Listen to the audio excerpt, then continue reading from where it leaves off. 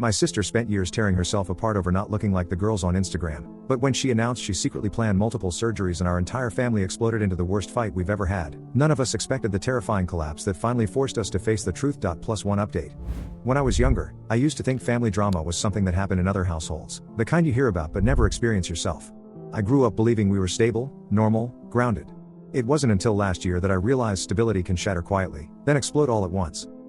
My younger sister, Maya, has always been beautiful in a delicate, soft way. But she never believed it.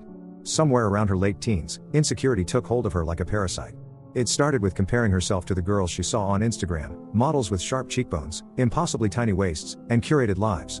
She would scroll for hours, constantly pointing out flaws in her own body. I used to tell her it was normal, that everyone feels insecure sometimes.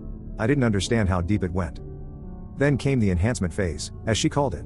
It started harmlessly enough: new clothes, makeup tutorials, new hair. But soon she began obsessing. She wanted lip fillers. Then a nose job. Then a waist tattoo to draw attention to her shape. Every TikTok influencer she followed became a blueprint for how she wished she looked. My parents brushed it off at first. They thought it was a phase. But it wasn't. It was a storm building quietly. Everything came crashing down the day she told us she had secretly saved money from her part-time job and scheduled a cosmetic procedure without telling anyone. Not just one. Multiple. She wanted her cheeks done, her chin done, and even talked about rib contouring she'd seen online. I didn't even know rib contouring existed. I wish I still didn't. When she told the family during dinner, the room erupted. My dad shouted first, demanding to know who convinced her to do something so extreme. My mom cried, asking why she thought she needed to change herself.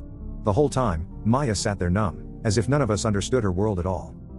The worst part was what she said afterward. She thought looking more perfect would make people finally love her the way they loved girls online. She admitted she felt invisible, unwanted, unremarkable. It was like she'd been quietly drowning while we assumed she was still swimming.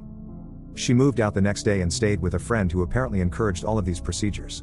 My parents blamed each other. I blamed social media. They blamed the friend. The friend blamed us. The whole family fractured over who was responsible, and every conversation felt like a grenade waiting to go off. I tried to talk to Maya, but she kept shutting me out, convinced I was judging her. She didn't want my advice, she wanted validation for choices she hadn't even made yet.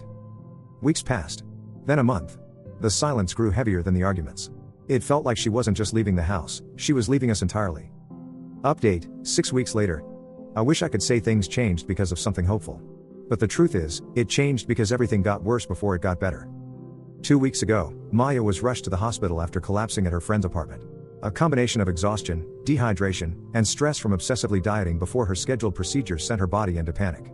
It was the wake-up call none of us wanted but desperately needed. When I walked into the hospital room and saw her lying there, pale, fragile, hooked to IVs, my heart cracked. She looked nothing like the confident online girl she was trying to imitate.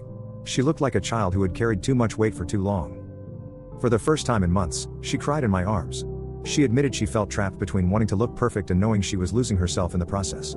She said she didn't hate her face, she hated that she believed changing it would fix everything else. We brought her home a few days later.